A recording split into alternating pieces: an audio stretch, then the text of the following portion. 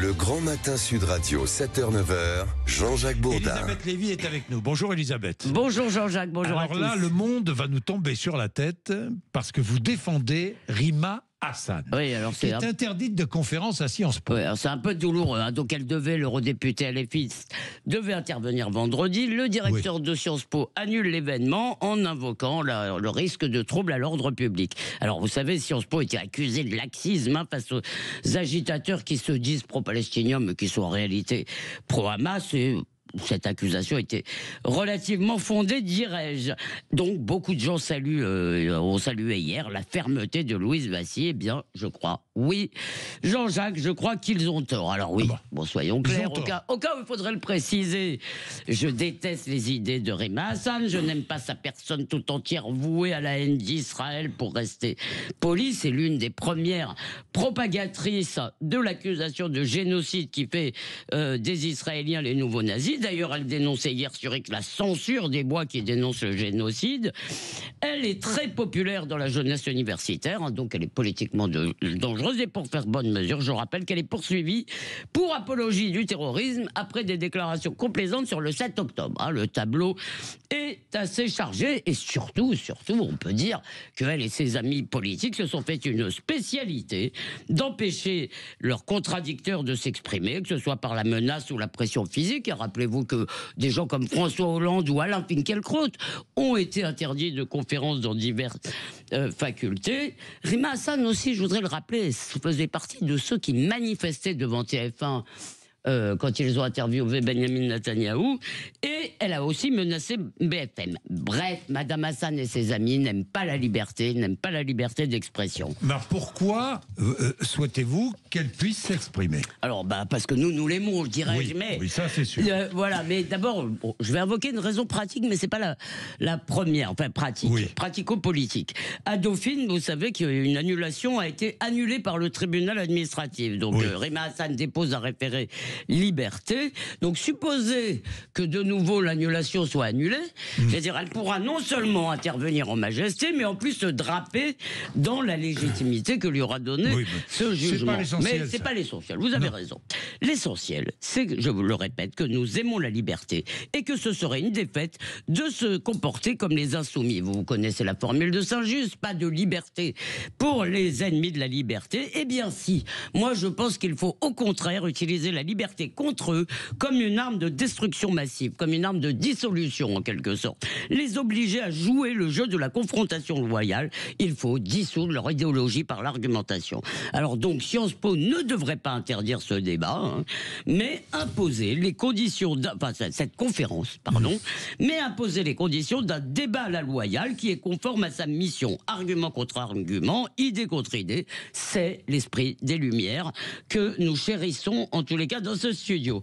Alors voilà, oui, on devrait dire à Rima Hassan, vous pouvez débattre, pas faire un meeting, pas à Sciences Po. Donc nous exigeons une tribune pluraliste et la garantie que tout étudiant peut assister et intervenir, je veux dire, dans des conditions normales. Mettez-la par exemple face à Bellamy, pour prendre un autre eurodéputé, mais ça peut être d'autres gens, et on verra ce qu'il reste de l'aura de Madame Hassan. Du reste, le pire, c'est qu'elle se serait dégonflée s'ils avaient fait ça, évidemment, parce que Madame Hassan ne parle pas aux sionistes. Eh bien oui, faire taire Rima Hassan de cette façon ne nous aidera pas. Je crois, Jean-Jacques, que les inconvénients de la liberté qui existent, la douleur de la liberté, eh bien, elle est infiniment préférable à ceux de la censure. Bien, qu'en pensez-vous, Jean-François? J'entends les arguments d'Elisabeth Lévy, je suis en désaccord total. Elle a été élue, Rima Hassan, elle s'exprime tout le temps en réalité, et elle déverse sur les réseaux sociaux pas mal de choses qui sont évidemment contestables. Force reste à la démocratie, je suis d'accord avec vous, il faut que les gens s'expriment, c'est très bien,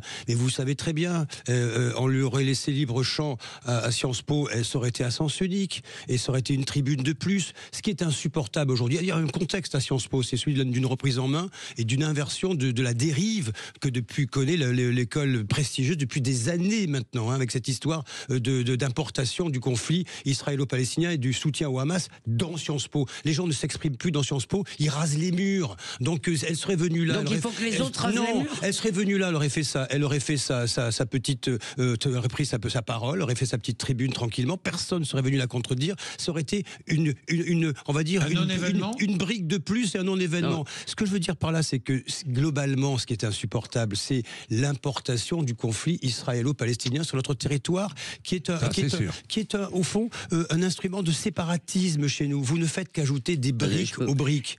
Voilà. D'abord, je ne crois pas qu'on a. Moi, j'en ai marre de cette expression. C'est une réalité. C'est une réalité. Laissez-moi vous répondre. Alors, oui. Et vous savez que c'est ça, là. Vous savez que c'est ça le débat. Allez. Donc, je ne crois pas qu'on importe le conflit. Je crois que l'antisémitisme d'un certain nombre. Pardon, laissez-moi, Jean-François. Oui. Le débat ici, il faut que chacun finisse ses phrases. Allez. Donc, non mais arrêtez de m'interrompre parce que sinon je recommence à chaque fois. Elisabeth, Donc, on n'apporte pas le conflit. Il y a des antisémites, si vous voulez, qui se servent du conflit pour recommencer avec un antisémitisme qui n'est pas absolument nouveau depuis le 7 octobre. Donc, je ne suis pas d'accord avec cela. Et par ailleurs, il ne vous a pas échappé, cher Jean-François, que justement, je proposais, puisque c'est Sciences Po, et que moi je suis pour le débat d'idées, je crois réellement, même avec des gens avec lesquels je ne partage rien, je pense que nous serons gagnants. Et puisque c'est Sciences Po, je n'ai pas proposé qu'elle intervienne en majesté, j'ai dit qu'il fallait lui poser des conditions. Un débat à la loyale, ce qu'ils sont incapables de faire, c'est ça qu'il faut faire. Il faut soit les obliger à le faire, soit montrer qu'ils en sont incapables. Moi, je crois qu'on ne se battra pas avec eux avec les armes de la censure. Vraiment. Bon. Réponse, oui, non. c'est pas mal ça, d'accord, allez, débat à la loyale. Mais bon, c'est ce que j'ai dit. Mais Sciences Po, vous savez, je crois que la réalité interne à Sciences Po, on n'en est plus là. Hein.